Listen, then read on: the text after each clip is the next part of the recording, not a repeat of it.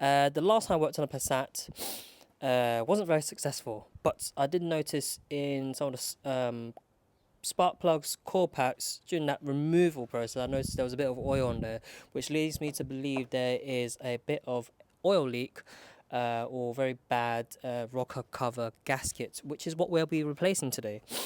Not very straightforward, but it's not a very difficult job. It's just very fiddly and there are lots of bits to remove before you can get access to that. So I made a start, and now it's just a matter of removing the airbox, removing the throttle body, removing the intake manifold. Then that should give me access to my rocker cover. Cool. Let's keep going.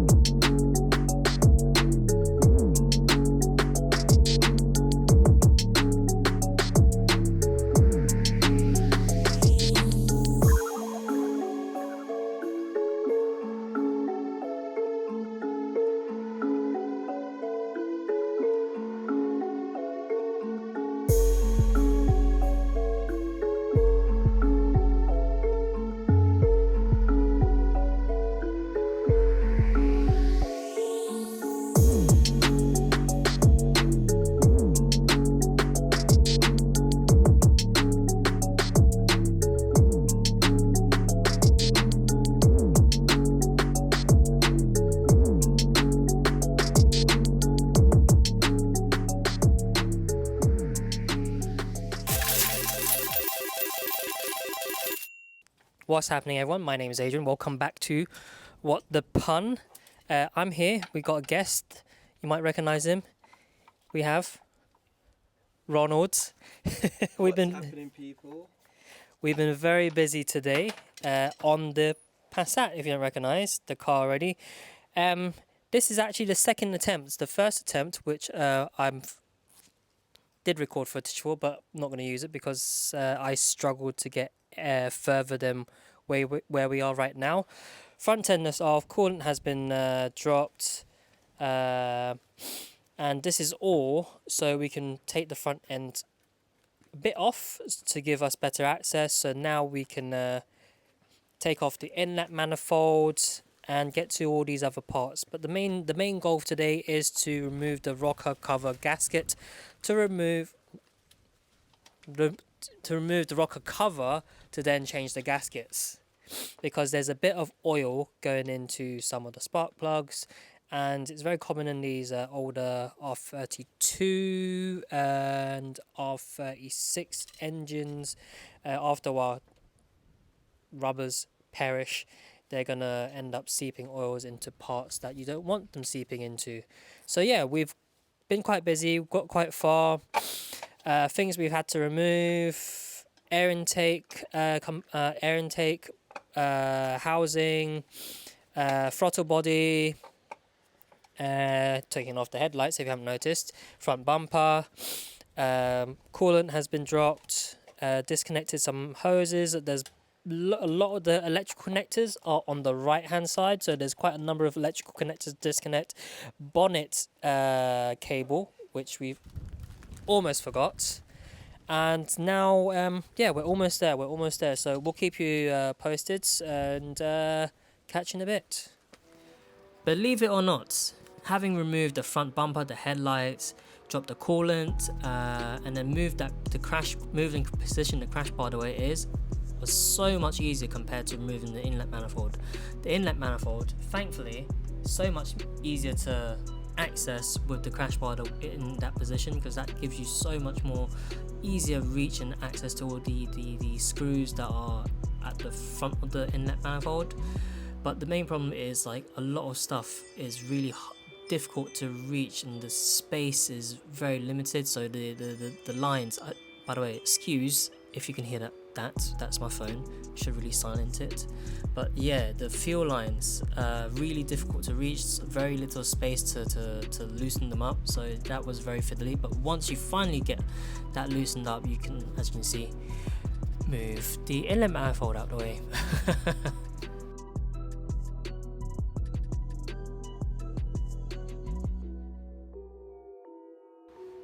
But yeah, at this point, the removing the old gasket, gosh, that was so crispy. Most likely, I can probably take a wild guess that this is probably the original one that came with the car. So glad I'm replacing this. I'm very confident that should resolve the oil leak issue that I'm experiencing. But yeah, every time I try to pull a little bit off, it was just crispy and just snapping. But yeah, at this point, we're just like full blast, full power ahead. Because like once that inlet manifold was moved, everything was just a bit of a doddle to do.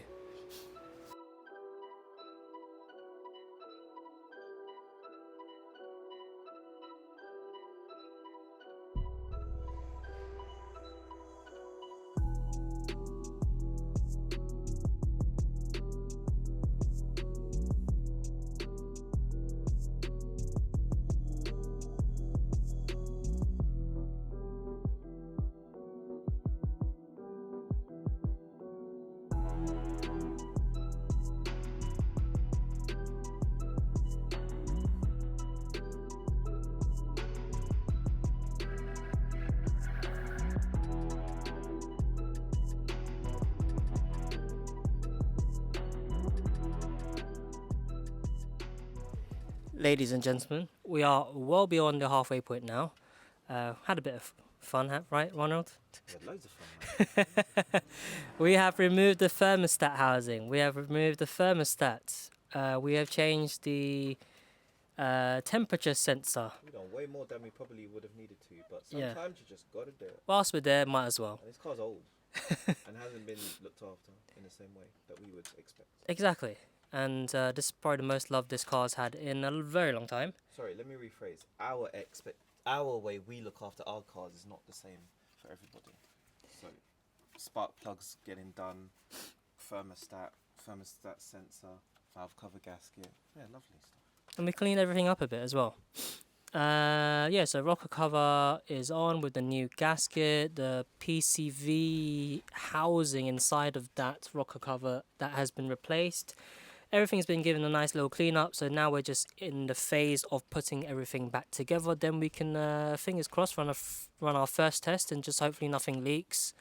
And yeah, we can wrap the job up for the day, and that's a really big task for the Passat ticked off the list. But yeah, we're gonna get on with it.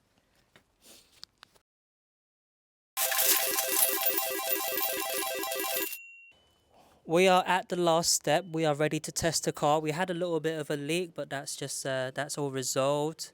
We're just priming the fuel right now before we run our first check. And I'll give Ronald that honor because he's done a lot of the work thanks to him. Oh, MAF sensor. Alright, no time. Where is it? Where is it hiding? Oh, found it. Oh no. Throttle body connector is hiding here. So yeah, that's my fault because I plugged in the throttle body, and the MAF sensor, that's Ronald's fault because he plugged in the airbox. I think we're almost ready to go. Yep. How many times do you count? Enough. Okay.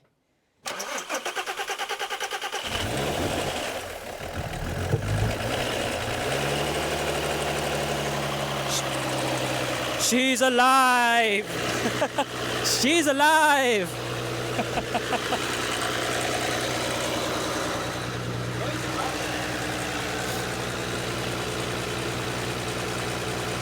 I sound like a tractor.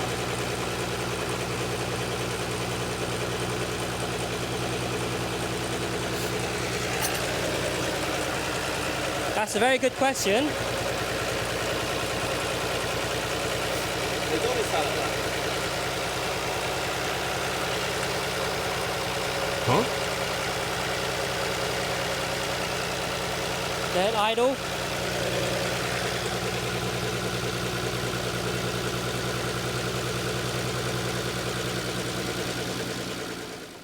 Good for you, sir. The Passat is back, Ronald. Yes, Good job. thank you. Let's Yes. go. Wasn't easy. No, Didn't take us as long as I Well, thought. I stopped because I lost confidence once I was like, fuel rail? I didn't sign up for no fuel rail. I didn't sign up for no fuel rail, so You were saying, so I had to give you a call and like, Ronald, fuel rail. This ain't what I signed up for. The YouTube lied. All the 3.2 litre like R32 engine related videos have not touched on this particular 3.2 litre. So then all the instructions did not include that. Well, none of them had the fuel rail related manifolds that my one has, which only a few V6s have. I think it's maybe because it's an older version and that's the design, the pain design that this is. And we got there, we figured it out. Once you understood that that you had the fuel rail that sits underneath the manifold, but it will come off all as one piece. Understand that some of the gaskets are quite old and brittle, so they feel like the pipe's not supposed to come off, but you just have to wiggle it around, throw some WD-40, loosen everything up, and then eventually it came off. But yeah, it's pretty good. You know, like I said, I had a little had to tighten up some of the fuel lines, but other than that, yeah, it's fine. And look, and you can hear it now. It sounds lovely. Yeah, sounding and running a lot smoother than before. Is it running smooth than before? Huh? Is it running smooth than before? Definitely sounds nice.